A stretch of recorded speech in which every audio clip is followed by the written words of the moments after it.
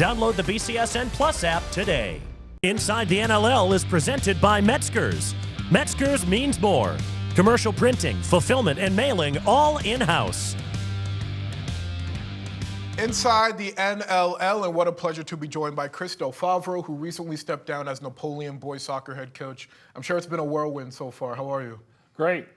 Yeah, it has. I've had a tremendous amount of people reach out to me that I hadn't heard from for years, so it's been really, really special. And you said in the press release that you're not burned out, you're grateful for the opportunity. So what is it about Napoleon that made you better, not only as a coach, but as a man? Oh, it's the people. I mean, honestly, to get involved in coaching when I did with my best friend initially, who was the head coach at the time, Tim Carney, to then become the head coach for 17 years, and just terrific families, kids, administration. I've had great athletic directors, and can't leave my assistant coaches out either. It's been just a wonderful thing.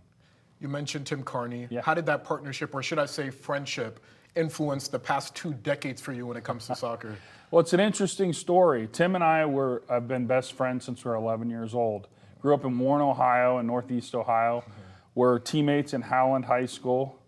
And then I left the game, went to college, went to law school, moved to Napoleon, got married. Tim ended up by chance coming to Napoleon through a job with his wife, and he was still involved in soccer. Got the head coaching job in 2001, kept asking me to join him. Finally did in 2005. We ended up in the state Final Four. And then in 2009, he moved away, and I decided to keep going with it. And you know, we're best friends, best man in each other's weddings. So it's been a really unique situation, and I'm glad that we were able to do it. And you've been a part of so many moments with Napoleon. Yeah. You mentioned that state Final Four run, winning the school's first ever regional title when you were assistant. Yeah. How did those moments make you ready to be a head coach when it was time for you to take the reins? Yeah, you know, you don't know when you are. And so ultimately, you could tell the kids were paying attention. And because Tim and I have the same philosophies, it was an easy carryover. I wasn't implementing anything new.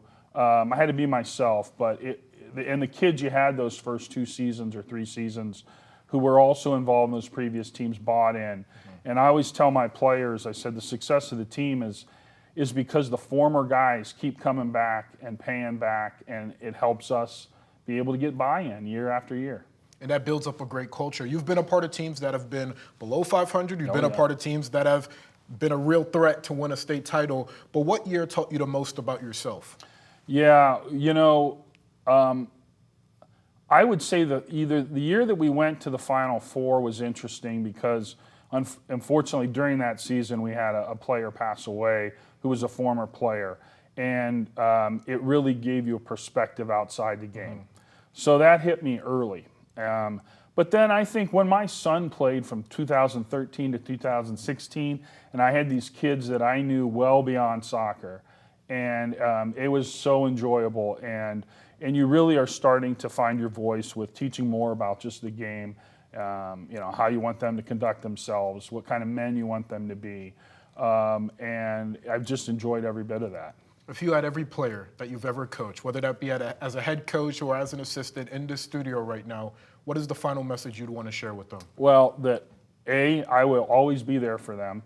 I had a player ask me this year when he was graduating senior. He said he was having a bad day, and I reached out to him later that night, and I said, you know, what's up? And he said, I'm okay now. And he goes, you know, when I'm done playing, can I still talk to you? And it kind of hit me like, wow, you know, he's really thinking about this beyond. And I think that's what I want them all to know, that I'm their coach forever, and not just those 4 years they're with me.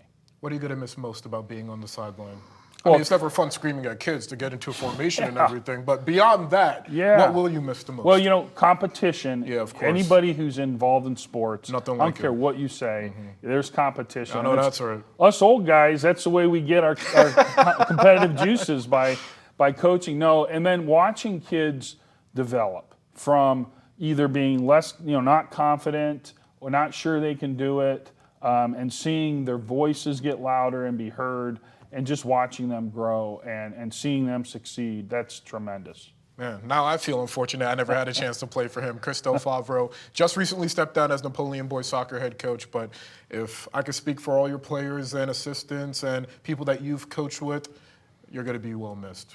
Well, thank you. I really appreciate that. Best of luck in retirement. Thank you so much for coming in. Thanks for having me.